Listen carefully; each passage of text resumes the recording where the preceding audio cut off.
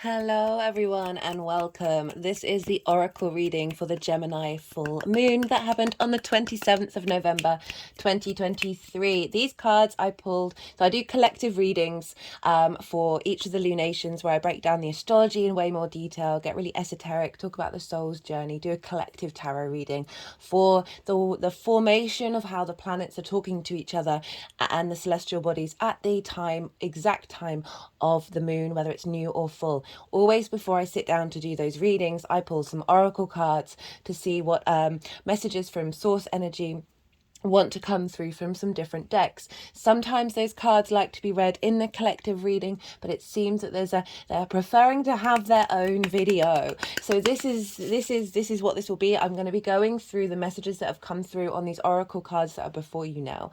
I often read from the decks, as well as incorporate the astrology just a little bit, because I've touched base on that in lots of different other videos. I've done an all 12 signs video series as well as that collective reading, and really incorporate. I like to do this after the event because it's sort of drawing in a lot of the information that's come out and bearing witness to my own experience, that of the people around me and the people that I interact with, and seeing how that all comes together.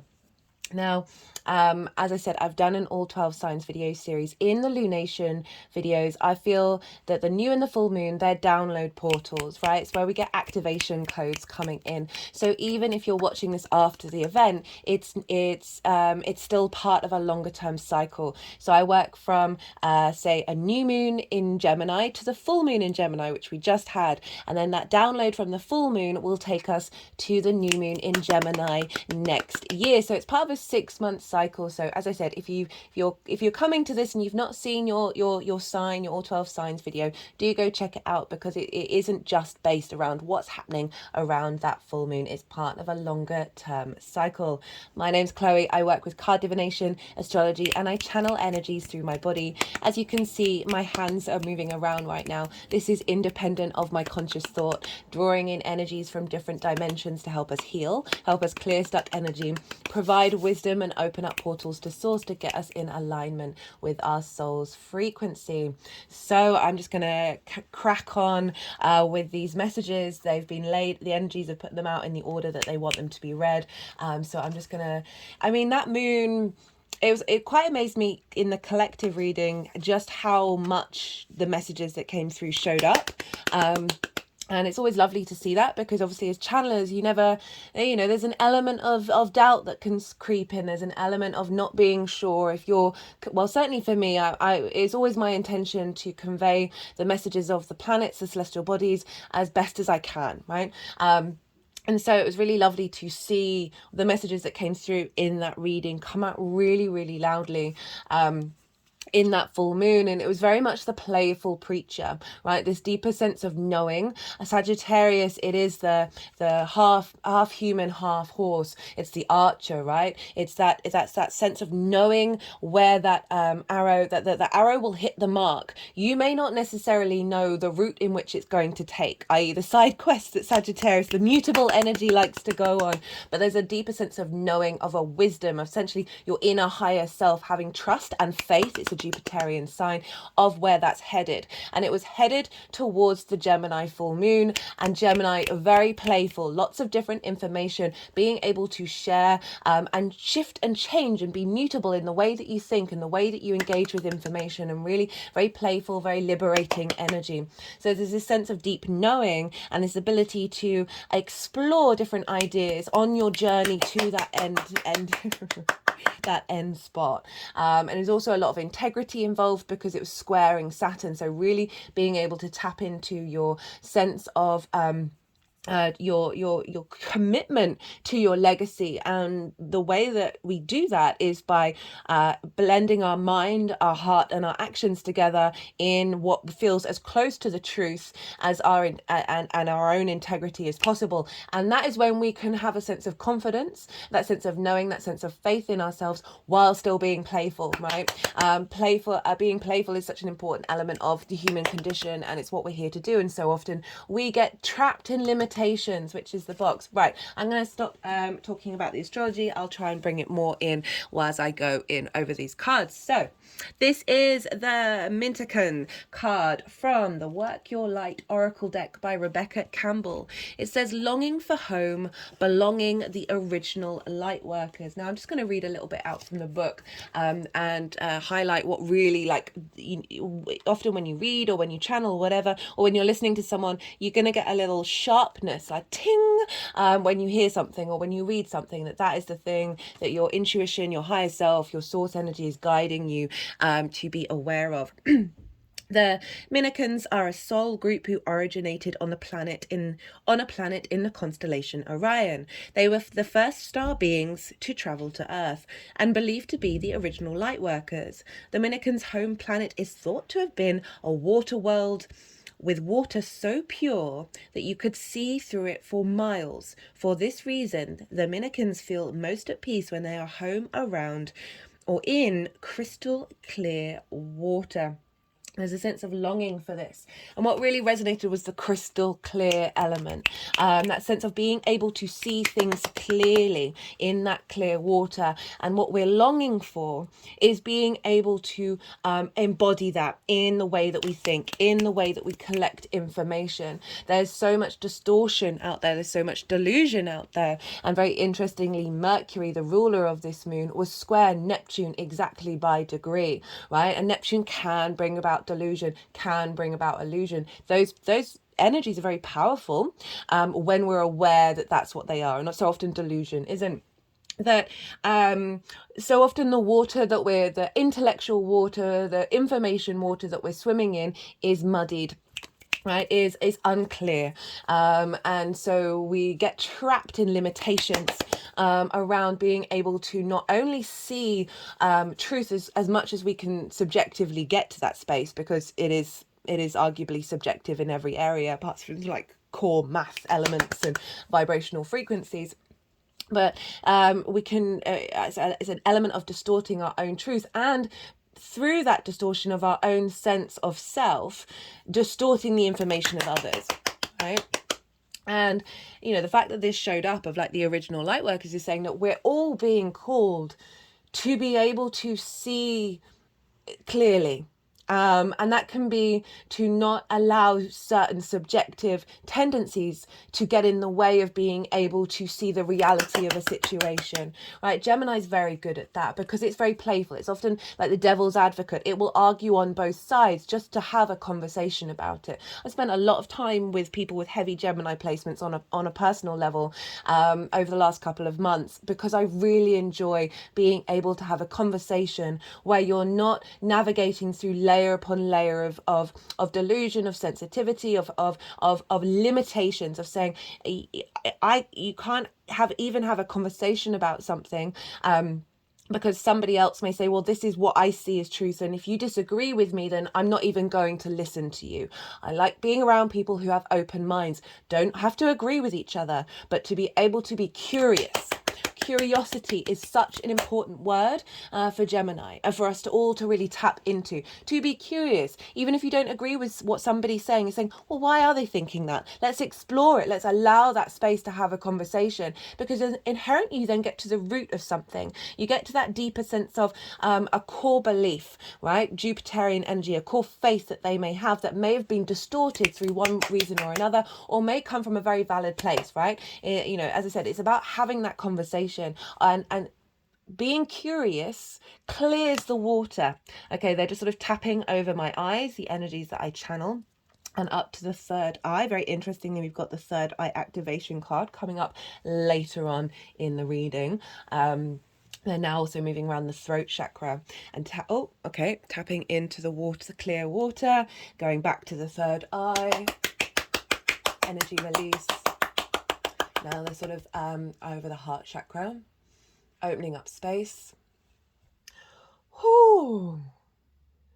Yeah, and it's so interesting. We have to go via our heart in order to get to our voice.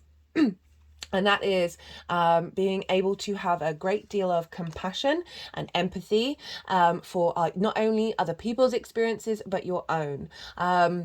and because otherwise, when we block, obviously we need to go through certain amounts of period of healing over certain traumas that you may have gone through. I've certainly had to do that myself. I have a default of, when I hear that somebody's done something that I don't agree with, or that maybe seemed morally inappropriate, I always ask why. I'm always curious. I'm like, well, how did that even get to that point? And want to explore it. And that came up for me quite loudly in the lead up, in the weekend before the full moon, where I was at a comedy night, and I really respect this comedian, but they did a joke where they brought up an individual, and then they said they did the research, and then fully just did one side of the story. And I had a certain amount of information in my head about this individual that they brought up. I've talked about this individual on the channel before, of the reason why they may have done the things that they've done that may have seemed not appropriate, and coming from a deep childhood wound. And it came about in a power play in later life. And with that information, you would have been able to bring more depth, both sides of the story, Gemini, being able to speak more the truth, more this deep sense of wisdom, which is not limited by subjectivity, and be able to share that. I just really felt very compelled to go and communicate this, because that's the kind of person that I am. I can't help myself when my whole body was like, this feels unclear, the water feels muddied, and I felt very distorted around it. So the fact that this is saying longing for home, we're longing for that clarity, we're longing to not be manipulated. I'm not saying that this person manipulated, but there was a certain level of distortion. We're longing not to be coddled, to be mothered, that we want to be able to have the capacity to be able to engage in various modes of thinking, various ways of thinking, different topics, and have the strength of integrity and wisdom within ourselves, that no, we're not going to get shaken if we come across something that actually we don't agree with, and be able to have a broader conversation. We're all in it together, guys. And separating and isolating and cancelling is fundamentally a short-sighted principle. It is muddying the waters. It's making things too simplified when we are in fact nuanced. And I think that's the element of this clear water, that they're especially in Earth, right? And these are supposedly, I don't necessarily know this, whether these are the first light workers into the planet, but this is very heavy, dense, and nuanced energy in Earth. And that is the clarity, that is the clear water that we're in, right? Of acknowledging that there are a multitude of different ideas, a multitude of different constructs of belief systems. And we signed up to engage in those and not put ourselves into limitations. So we got the box card.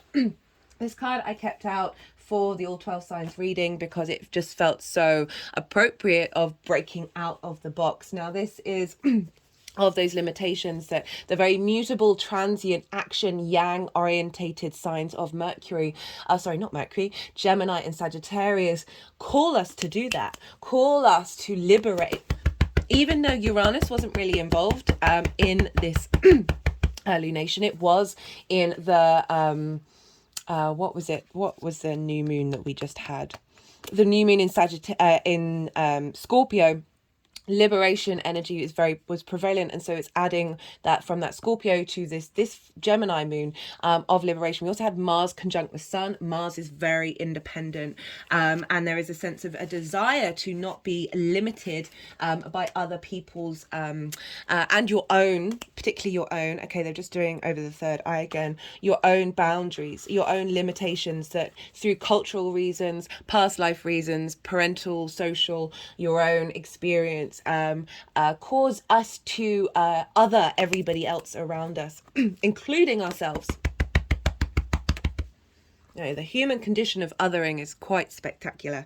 The box, the cage, the rules, the norm. We all live to... Oh, sorry, I forgot to say. This is the Wild Unknown Archetypes deck by Krans, a wonderful channeler. The cage, the rules, the norm. We all live to some degree within the confines of the box. This archetype represents everything that is known, anticipated, and expected. It holds us in place while simultaneously holding us back from our greatest visions. The box is sneaky, insidious, and everywhere, limiting us at the most unconscious levels. It is built of layer upon layer of social constructs and pressures. Breaking through its confines requires awareness, continued effort, and bravery. The box may appear as expectations from parents, a well-paying but heartless job, the pressure to look or behave like others, or simply to stay small. There is a box around you now, made of some type of confining thought. What is it? The box shifts and morphs as we grow. This is part of its multi-layered nature. Once you break through one layer, another will present itself to you. Keep going, break through. An exquisite life requires it.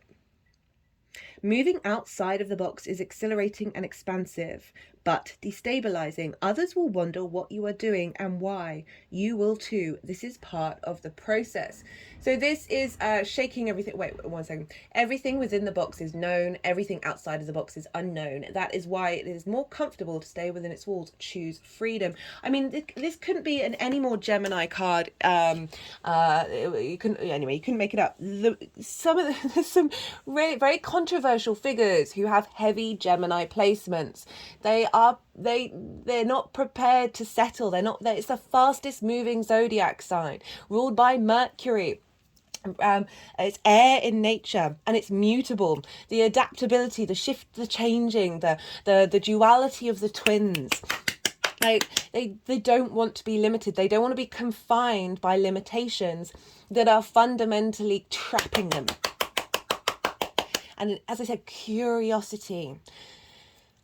It is one of the most exhilarating sensations, that of being curious, right? And so often we get blocked by fear and shame of not knowing, of being nervous about what other people may think about what we're saying. We can get so trapped in this labyrinth of layer upon layer and layer, that is denying the fact that nobody knows anything.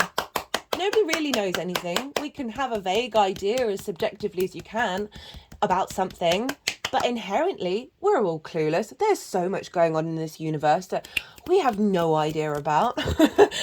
And that is a wonderful thing of exploring and knowing, I think this now, but I don't know. I may change my mind. Always be open to changing your mind and breaking out. Don't muddy the waters with a sense of this is certain.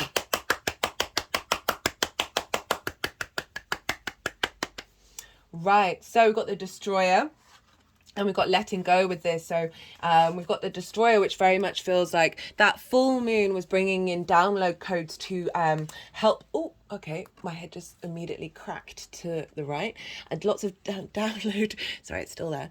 Lots of download codes coming in as breaking us out of that fear. And as I said, with that square to Saturn, it really helped give a sense of maturity and integrity with that download coming through of you speaking your truth, and being confident and comfortable in it, because it's coming from a place of maturity. It's coming from a place of observation, because we've got very mutable energy. We had Lilith over in Virgo squaring Mercury, of making sure that you're in alignment with the details, and comfortable in your expression of your truth. We've got Mars conjunct the Sun, making the strength and the will and the drive to be able to communicate that. But with that square to Saturn, that was so important, of allowing you to weather the storm, right? There are lots of controversial Gemini figures out there at the moment. Particularly I've mentioned them in the Gemini new moon video, so you want to go check that out, do so. Facing certain distorted realities, right? Because they say a lot of truth and they're opening up a lot of pathways, and they are very comfortable being able to sit in their own integrity and say, well, I'm not going to change. I'm not going to distort myself. in order to please others, when that is distorting the truth as close as I can get it. And it makes me think, I know I'm talking about myself, but it was just such a loud example of what was showing up in the astrology, is the group of friends that I was with, like a couple of them were unhappy with me going up and talking to this comedian, and the others really got it. And then I managed to convince at least another one of them. It came round in the end, because they said they did the research and they hadn't, and they have a public platform and they're distorting reality. And I think it's our duty to try and not do that as much as possible. But it was the fact that I had a lot of, there were lots of, not heated, but certainly discussions throughout the evening about it. And I was very confident in what I had to say, because it was coming from the deepest part of me in terms of truth. And that's after years of really working with that. And the more that you're an observation of how do you feel about something, how do you feel about somebody, what somebody else is saying, and get to the root of why you feel that, and then try and embody that in your actions, the less you're bothered, the less you're worried about those limitations, the less you're worried about the potential level of destruction to yourself that you may inflict, because you're walking from your heart with a sense of integrity. And I really felt like that full moon, and I've heard stories from other people as well. So I'm not just I'm using myself because, you know, that's the I have consent to do that. I have consented to myself to do that. That I've seen it show up just so much that people being like, no, I'm actually really comfortable being able to express this, and bringing in a different dimensional level into situations that might have led to consequences where you might have felt like there may have been some destruction, but actually came out the other side feeling more embodied and more engaged in their own frequency. Right, so this is, so in between these two cards is the Letting Go card, and this is from Rumi's Gift Oracle deck by Ari Hunava. And this is, Rumi was a Sufi mystic. The Sufi mystics wrote poetry about God, source energy, and they referred to everything as the beloved, as to love. So they connected via love. I mean, that's one of the things that I do feel is one of those universal truths is love. And it's more sort of creation energy. Right. Oh, lover, leave your lonesome scheming. Become mad, become mad. Find yourself in the heart of the flame. Be the moth, be the moth. Cleanse your heart of malice. Wash it 7 times. Then become brimming with the sacred wine. Be the chalice, be the chalice. Tear away from your ideas of love and burn down this false shelter. Your home is amongst lovers, as in the temple of love, the soul offering worth giving is all of yourself. So this is kind of saying, be yourself. Don't be limited by ideas, by resentment. Don't burn yourself up. Burn yourself up so you can transform into the phoenix. So you can become that higher vibrational frequency where you are comfortable being with yourself, the good, the bad, and the ugly, and knowing that that is a full melody within itself. And having the confidence to have that knowing within you, because you're embracing love, you are offering all of yourself, and then you are embodying it in your actions. You're pulling down false illusions, and becoming an overflow of this clarity that is love, right? Of being able, right? So often, as I was saying at the beginning, when somebody's done something that socially people are in uproar over, I always go, why? How did that get to that point? I have a lot of it's this unconditional love, this sense of, and it's such a hard thing, because people, like, on a personal level can sort of upset you, and you're like, why did they do that, and like feel an element of frustration. But it's really getting back to that root of finding love in every moment. So I like the playful curiosity of Gemini. It's like able to, as I said, that devil's advocate of being playful with the energies, with the information, because this is all a game, because this is all just a bundle of love that is expressing itself in various different forms, whether it's distorted or coming from a very cleansing your heart of that malice, remember, washing it 7 times, and being able to work through the narratives. So there may be things that may be going on in your life that really upset you, that maybe working through the narrative, playing out the worst case scenarios in your mind, being that devil's advocate, playing it from both sides, and then letting that emotion move through you, that may cause that hurt, that pain, and then coming out the other side and just breathing, and then seeing how you feel after that. You know, say if a situation's happened, maybe a friend has upset you, maybe a lover has upset you, and then getting to the end of having worked out the narrative, the story, played out that devil's advocate energy, and then seeing, okay, well, what's underneath all of that after that one incident? What's underneath of it? Is there love that you want to hold on to, or is there love for that person and knowing that you need to move on, right? So really like being able to be curious about the narrative and taking it all the way to the end, and then seeing what's at the root of it, what's at that foundational faith space, that sort of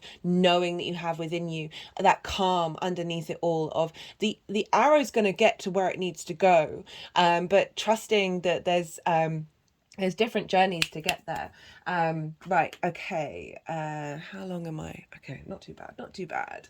I try and keep these ones short, but I know I can go off on a massive tangent.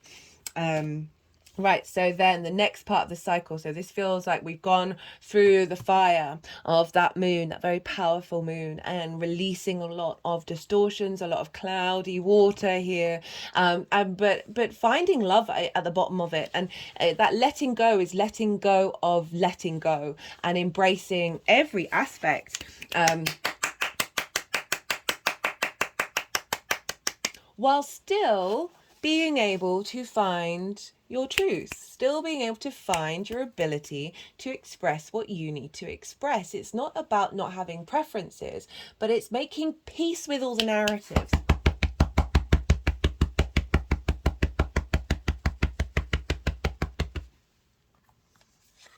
You know, I'm just thinking about the example that I gave of myself. There could have been a chance that one of my friends were like, I don't want to be friends with you anymore. And that's a real extreme narrative. But that's kind of at the fear of a lot of our response mechanisms of potentially being kicked out of the tribe, and the needing to placate the tribe for whatever reason. I just watched.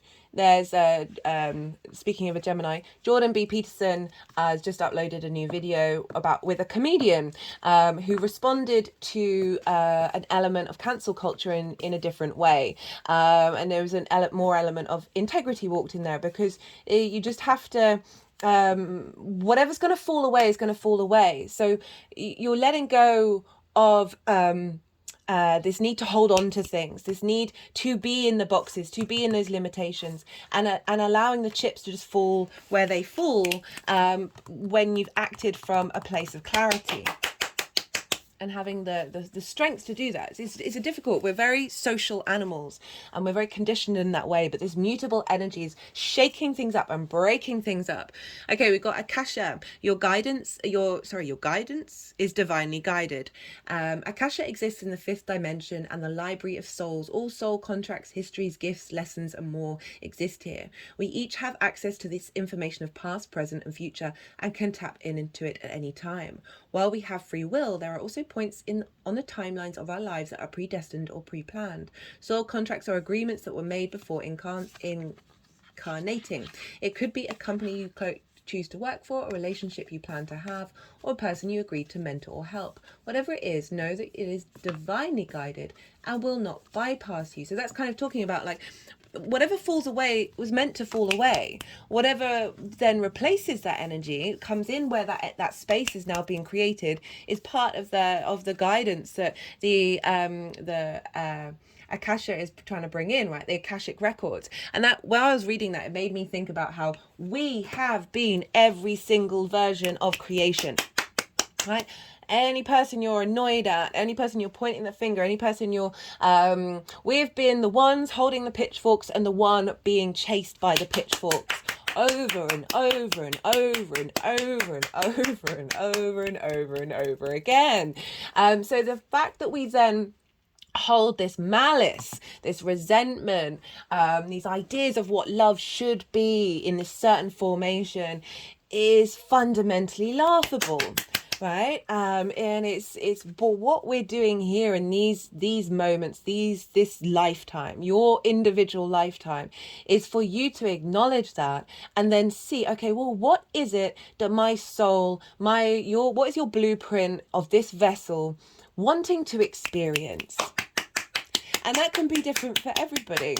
And it is that playfulness of knowing that you have been everything. Okay, so what is it in this scenario that is showing up for you? What is it? What are you transmuting in this moment? What in the records have you signed up for, and how can you be playful about it rather than restricting yourself, rather than saying I need to be this because of this. So often with my manifestation, I'm just like, I tap into the feeling of something rather than the sort of the details after details after details of like, well, what do I want to feel? And so often I find I want to feel all the things, which is my chart is all squares and oppositions, so it's like conflicts and restrictions over and over and over and over again. It's taken me a really long time to realize I think I kind of get a kick out of it. I can be very controversial in my life. I have often ruffled feathers, and it's taken me a while to make peace with that. And the more that I make peace with, oh, it's snowing. It's very cold here. And the more that you make peace with it, the more that you then allow yourself to experience that particular side quest, that particular element of information, of frequency, that then you move on to different things. Then you're not holding on. You're not holding on to not wanting that. Really opening yourself up to be flexible and fluid. Okay, right. I got the mentor. What does the mentor want to tell us? Oh, I forgot to read the Destroyer. I think I'll read that out. The Destroyer has necessary yet painful work to do in the world. Culturally, we have an aversion to endings, and we hang on to permanence as a significator of success. Yet the Destroyer pulls the rug from underneath relationships, jobs, homes, and all forms of security. It is part of us that wants things to end. Its painful orientation is to uncover our true purpose. The Destroyer does not let us linger long in comforts, as it knows not much happens in that realm. With its piercing eyes, it seeks out stagnancy from a distance, and the rest becomes history. Seeking out stagnancy is and destroying it, very mutable energy. In the old mist, this is the moment when heads, especially Gemini and Sagittarius, very yang, it's very action, very day orientated, it's very much the extrovert. What movement am I doing to out in the world that is shaking things up, is shifting things? Remember, we have mutable seasons before solstice, before the changing of the season. So we're going to have the winter solstice soon. That will be when the sun moves into Capricorn, and so we are moving from one frequency to another. So whenever we have mutable seasons, this is when a lot of change, a lot of downloads come. You may have felt very discombobulated in your body. Illnesses may show up because you're recalibrating.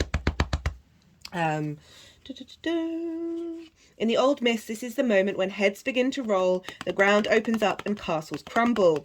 Hold on for the ride. The Destroyer has arrived. What else did I? Swift and precise blows that redirect our life. Okay. Yeah, the unexpected, the savage. Love that. Right, now the mentor. So this feels, because this feels very Jupiterian. I think this came out in a recent lunation that was very Jupiterian heavy, right? Because Jupiter can be that comes along and gives opportunities. It provides wisdom. It's linked into the, Jupiter's linked into the law. So that sense of truth as much as we can get to it. It provides expansion.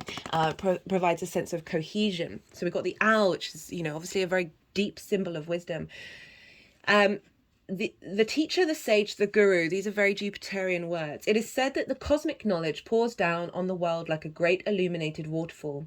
This can be an overwhelming force, the true teacher, though it is said to be able to hold this flow of wisdom at bay while the student sips from a focused stream. The mentor archetype has a gift for reading the room, for sensing the exact ingredient that will stimulate growth within the student, whether pleasant or painful. The mentor may appear aloof or available, harsh or tender, humorous or rigid. Their gift is to know what serves the soul. Ultimately, the mentor is in service of the greater cosmic good and aids in the elevation of consciousness. Anytime the mentor forgets this humble link and mistakes themselves for the source of enlightenment, the archetype falls into shadow. Focused, clear, bright, remains a student. So it's really going back to what I said about being curious. Keep in mind how easy it is to project power onto another. The expression feat of clay and cult of personality exists for a reason. Be your own guru. We are all the teachers and we are all the students, right? It's seeking that wisdom, the wisdom of the cosmos coming through, but they are constantly learning from us and adapting to our vibrational frequency. Although it is typically true that parents are initial teachers, the child will eventually seek a mentor figure outside of the home to assist their growth. So there's a sense of, with these cards of, you have been everything. It's just sort of reconfirming what I was saying about being playful, but having an inherent sense of knowing within you that through this play, you will come to your own sense of truth. You may encounter people, you may encounter yourself as your mentor, that you are able to explore your internal sense of wisdom, and then come to a space of being confident and adaptable in the way that you express that. Like, read the room, basically. Read the room, read the energy. It said, what was it saying? That the mentor will always provide that what is needed to rise the collective consciousness, right? Can't believe it's snowing. This is fab. That it will bring in the ability to navigate those social dynamics that I said were potentially very limiting, that have been broken through, of really bringing in this understanding, this depth of knowing from the Akashic records coming up, that you are entering into a phase of being, and this is going to unfold into the new moon in Gemini next year, of finding your inner clarity, because Mercury was trine the North and South node. For those of you not seen the North and South node transit series that I've done in Aries and Libra, I really recommend it. It's so loud right now, where we are striving to be an independent being with it and bring about social harmony despite that, right? So often we're seeing distortions around people being able to be themselves, and wanting everyone to sort of be in a certain clan. But this is all about us finding that beautiful balance between all of us being individuals and all of us being able to work together. Okay. So, final cards coming up. These are from the Carl Gray Gateway of Light Activation deck. So this is the third eye. Remember earlier they were doing some work on the third eye, throat chakra and heart chakra, of getting us into alignment of being able to speak our truth by pushing boundaries. And surrender after understanding without strain or fear, and see where the peace takes you. That was one of the messages that came through that I talked about in the collective reading. Surrender after understanding, that deep knowing, that wisdom, without strain or fear, and see where that peace takes you. Because Venus was actually governing the whole moon, right?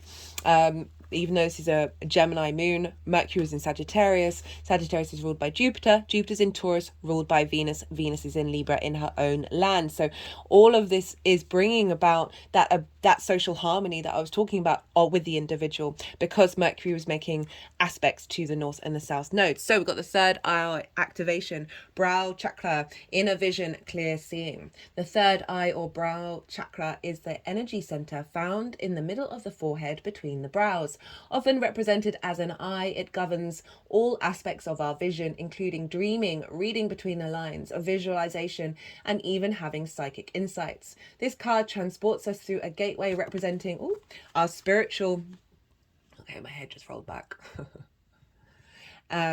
Representing our spiritual connections. Seeing with our inner eye is our divine right, and our soul self has never forgotten how to do it.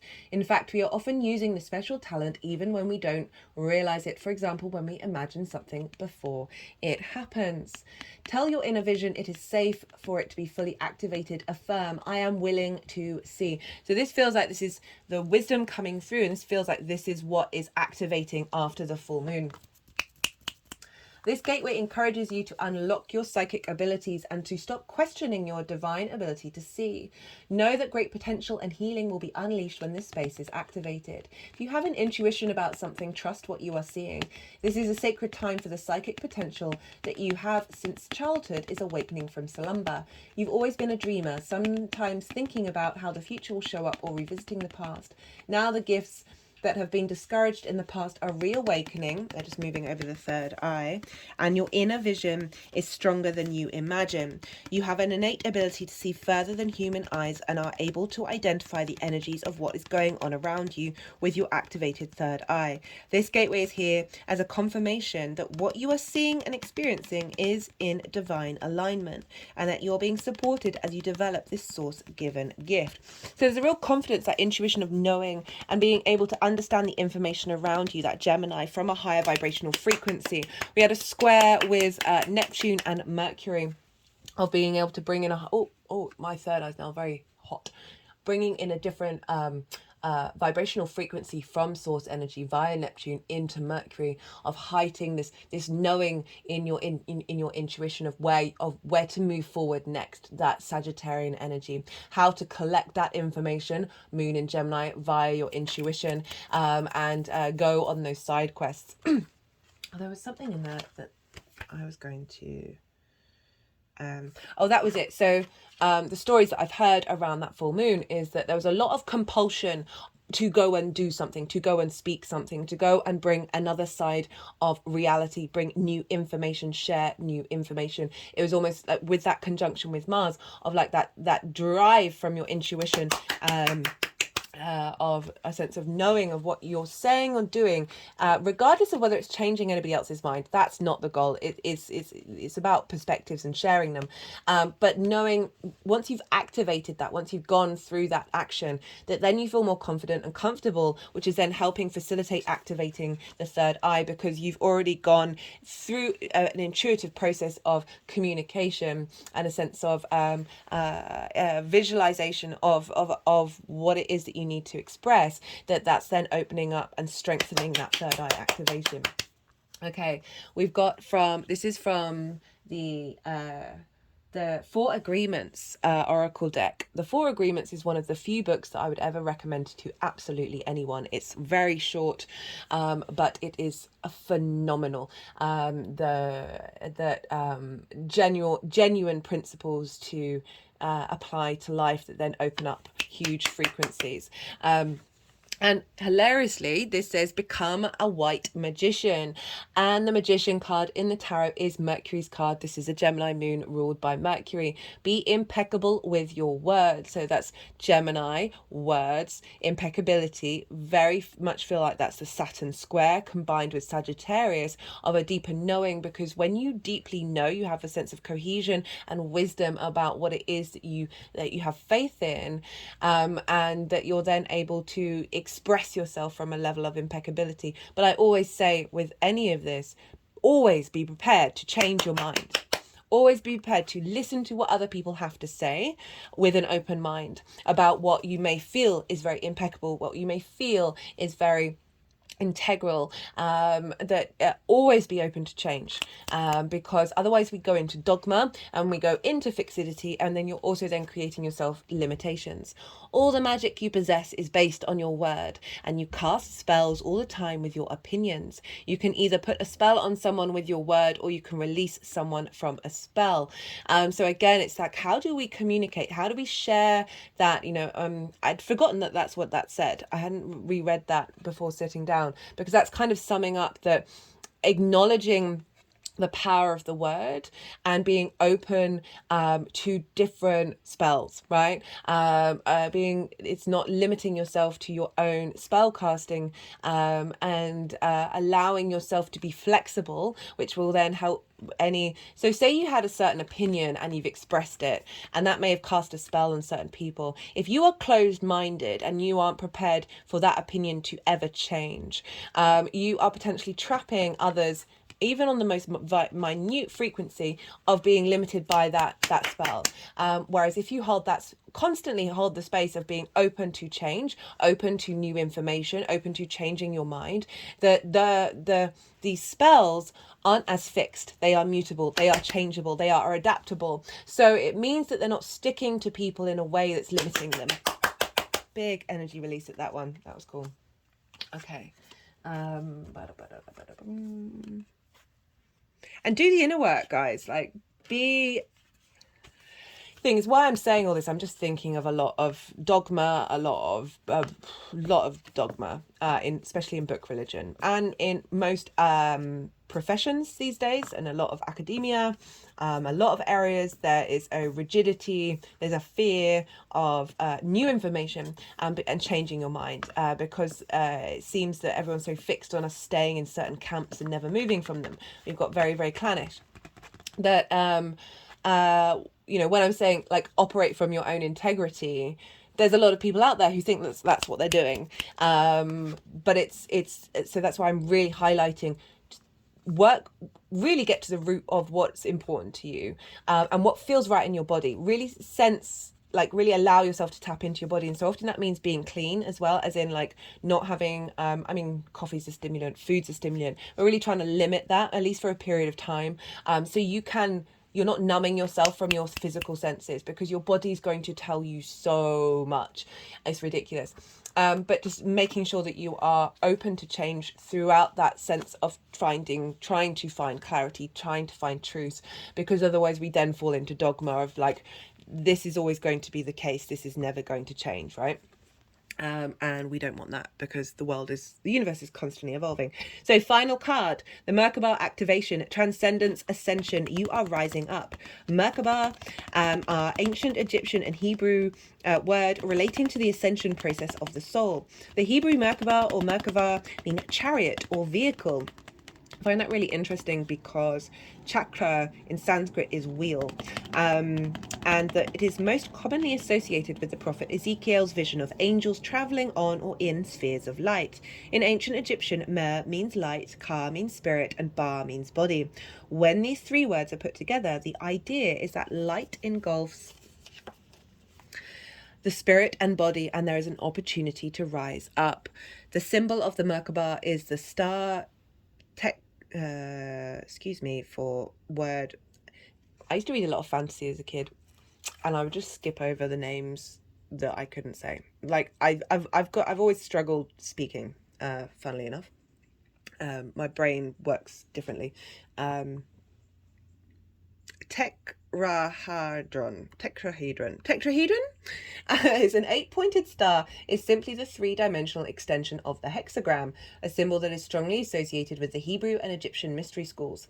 In modern spirituality, the Merkaba is acknowledged as the light body or vehicle that we can activate from the ascension process. So light body, chakras, light wheels, vortexes that move within us. All the same thing everywhere, isn't it? It has been said that it is surrounded by an 8-pointed star, and when we're aligned on a spiritual level, the star spins at great speed, creating a sphere of unbreakable light around us. This sphere of light can help us move between the dimensions. While we are having the human experience, it creates a portal into the divine matrix, so we can connect with guidance and walk the path of light. Place one hand on your heart and breathe on the space just above your pubic bone. Breathe, send your breath down to the earth, send your breath to heaven, and chant Merkaba several times. When you feel you've chanted enough, visualize or physically see a spinning sphere of light surrounding your body, and be open to wisdom coming through. You're engulfed in light. You are raising your vibration and becoming magnetic to the presence and wisdom of light. You are in a space of ascension. The ascension process isn't about leaving this incarnation or dimension, but about finding harmony within it. All of the attention, love, and care you have been giving to your body are supporting your spiritual journey. A powerful gateway of light is surrounding you now, allowing you to connect with the divine matrix of ancient wisdom. It is important for you to be aware of the information, energy, and downloads you are receiving, for all that is coming through is supportive of your expansion. You are moving up a level. It is time to fly high. Well, that's honestly how the whole moon felt like, looking at the astrology of like the downloads that we were getting are really liberating us into a new frequency, and again, that sort of unconditional love, that wisdom of being able to hold space for absolutely anything, absolutely anybody. It doesn't mean you don't have your own preferences, but not limiting yourself, right? The universe does not limit itself. It is creating over and over and over again all these nuanced patterns in different formations over and over and over and over and over again. It wants to experience absolutely everything. We may really struggle with that. We may struggle with the pain, with the heartbreak, with the absolute chaos out there, I was going to swear, that is like mind-boggling, and finding peace within that while still taking action in the way that comes from your own integrity is that light body, is that bringing of the mind, the heart, and your actions all together in raising in ascension. That sense of knowing and that playfulness, the playful preacher, of activating a strong square with Saturn, of bringing in your integrity while bringing in a new vibrational frequency from source, of more being at peace, like that Piscean unconditional love energy from Neptune. Making positive aspects to the north and the south node of where we're headed, is that being able to be confident, being yourself, while still bringing a depth of harmony to our social experiences, while allowing both of those to be in place. All of it going back to Venus of love, right?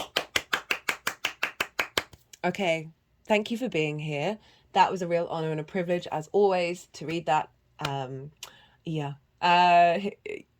Be good to yourselves, guys. Be good to those around you. And most importantly, be well until we meet again.